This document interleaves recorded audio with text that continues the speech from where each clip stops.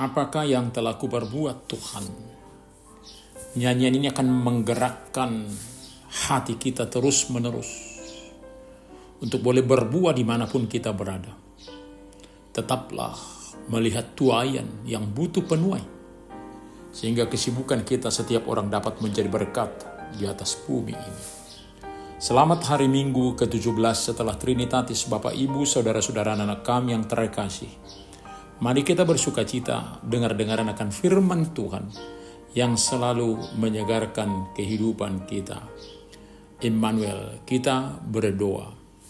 Damai sejahtera Allah yang melampaui segala akal akan memelihara hati dan pikiranmu dalam Kristus Yesus. Amin. Firman Tuhan bagi kita tertulis dalam Roma 1 ayat 8 sampai 15. Pertama-tama aku mengucap syukur kepada Allahku oleh Yesus Kristus atas kamu sekalian, sebab telah tersiar kabar tentang imanmu di seluruh dunia. Sebab Allah yang kulayani dengan segenap hatiku dalam pemberitaan Injil tentang anaknya adalah saksiku, bahwa dalam doaku aku selalu mengingat kamu. Aku berdoa semoga dengan kehendak Allah aku akhirnya beroleh kesempatan untuk mengunjungi kamu. Sebab aku ingin sekali melihat kamu untuk berbagi karunia rohani supaya kamu dikuatkan. Yaitu supaya aku ada di antara kamu dan turut terhibur oleh iman kita bersama. Baik aku oleh imanmu dan kamu oleh imanku. Saudara-saudara, aku mau supaya kamu mengetahui, meskipun hingga kini selalu aku terhalang, aku telah sering berniat untuk datang kepadamu, agar di tengah-tengahmu aku menemukan buah, seperti juga di tengah-tengah bangsa bukan Yahudi yang lain. Aku berhutang baik kepada orang Yunani maupun kepada bangsa-bangsa lain, baik kepada orang terpelajar maupun kepada orang tidak terpelajar.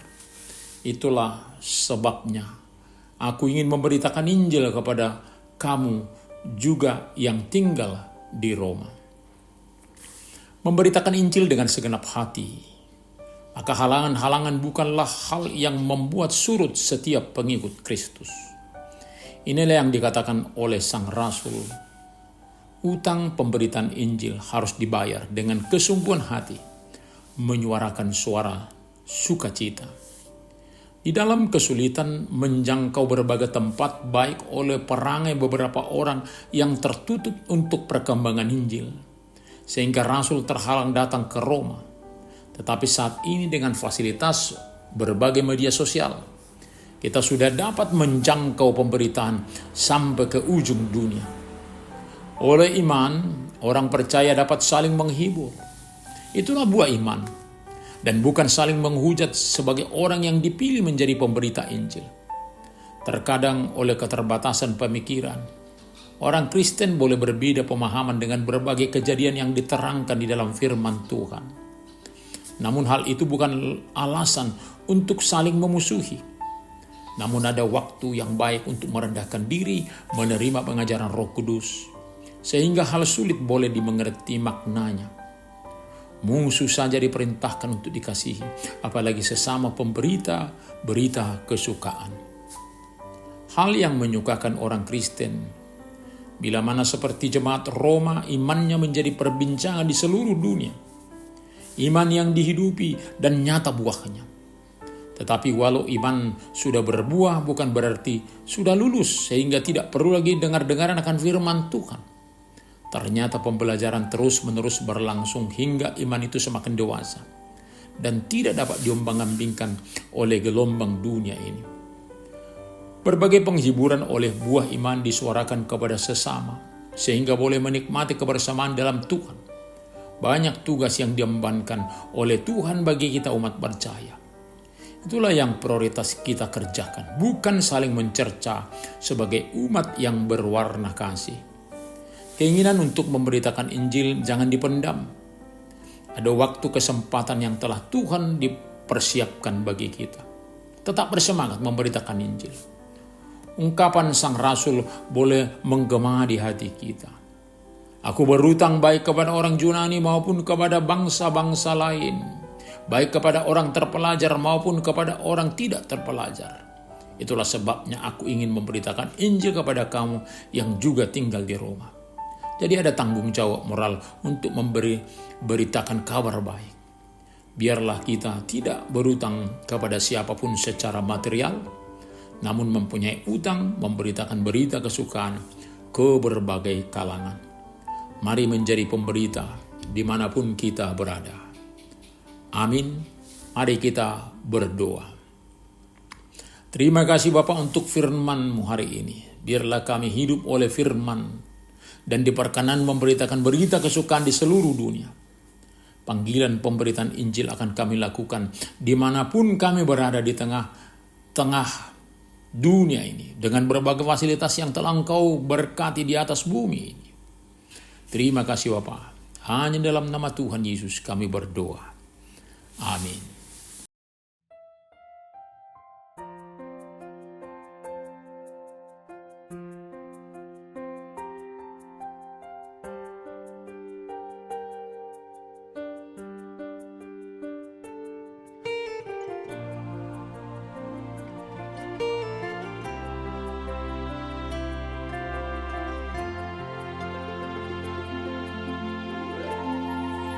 Tiada alasan lagi aku menolak panggilan-Mu untuk menjadi saksi-Mu.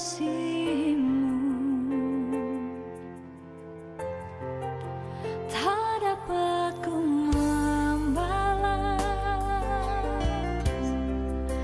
kasih sayang-Mu kepadaku, pengorbanan-Mu, aku jatuh cinta.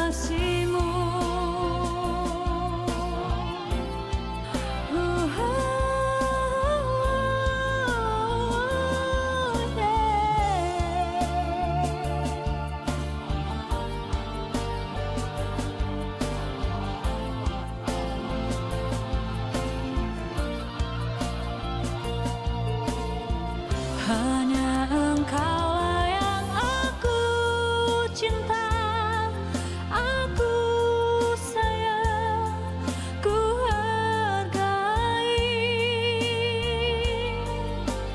Pengorbananmu melebihi hidupku. Hanya Engkaulah yang aku kagum, aku puji, ku percaya. Utuslah aku untuk menjadi saksimu.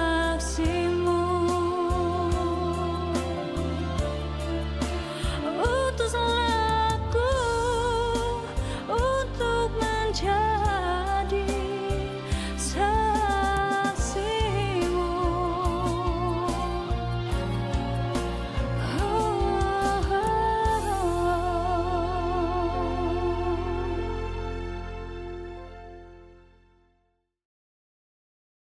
Terimalah berkat Tuhan.